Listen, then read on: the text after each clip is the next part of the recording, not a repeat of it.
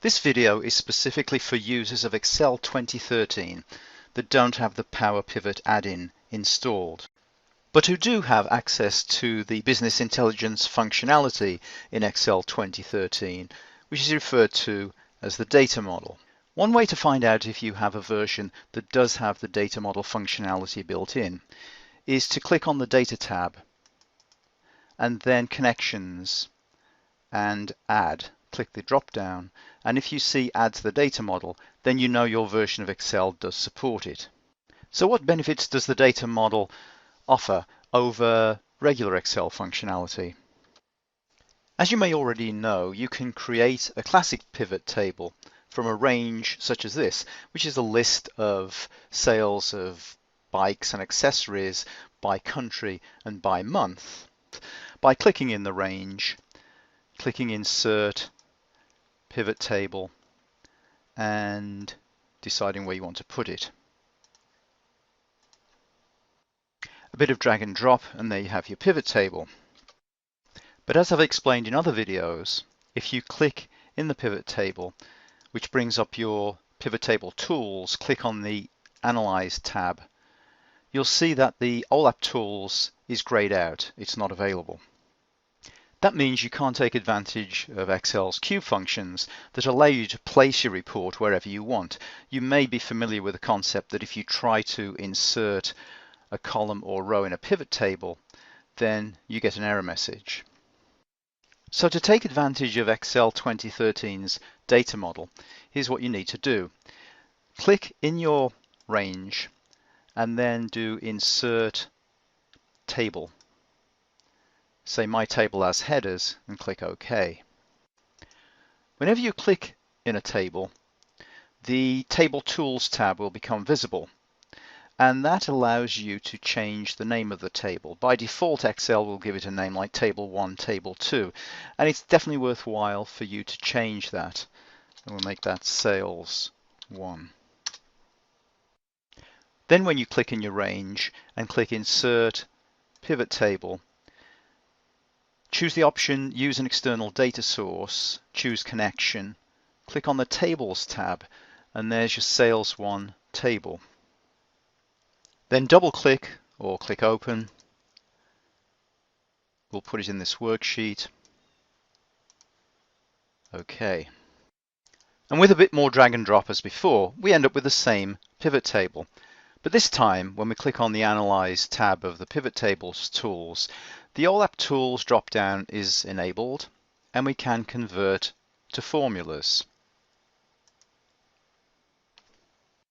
This means we now have cube value functions that retrieve the data, and we can see that those are driven by the column headings and row labels and report filters. And as I've said in other videos, this makes it easy to take part of a report and cut it and paste it somewhere else, while retaining the link to the database. This is a particularly useful feature if you're creating reports that require very specific placement, as is often the case with financial or management reports, and particularly dashboards.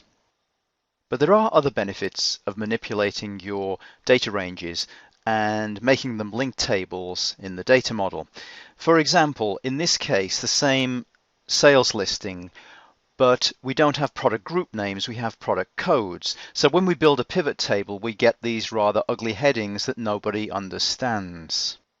One way around this obviously would be to insert an additional column and do a VLOOKUP to the product group table, which might look something like this.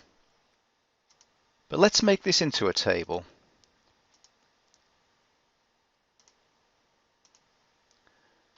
I'm going to call it products.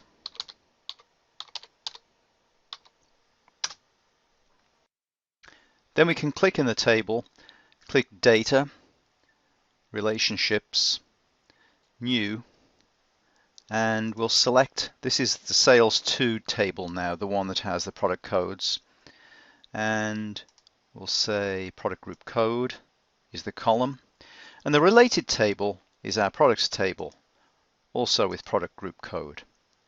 So we've created a relationship between the sales table, the sales to table, and the products table. And close.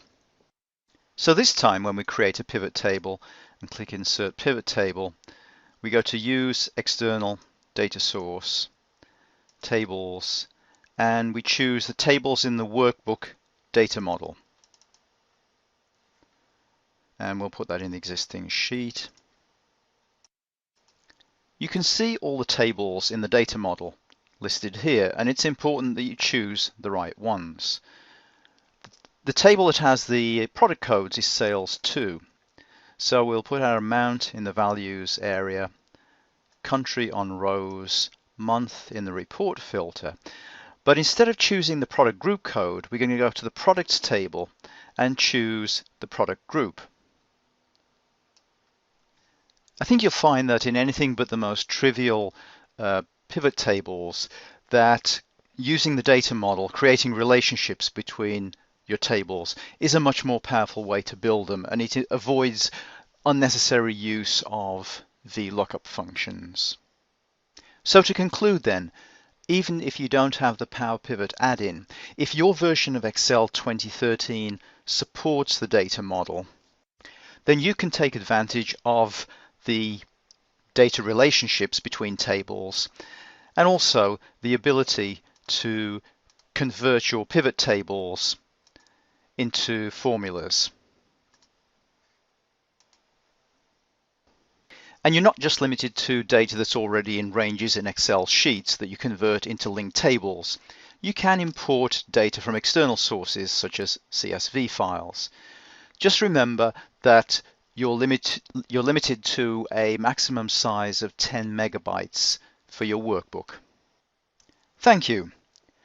Visit excelcraft.com for more information on Excel's business intelligence functionality.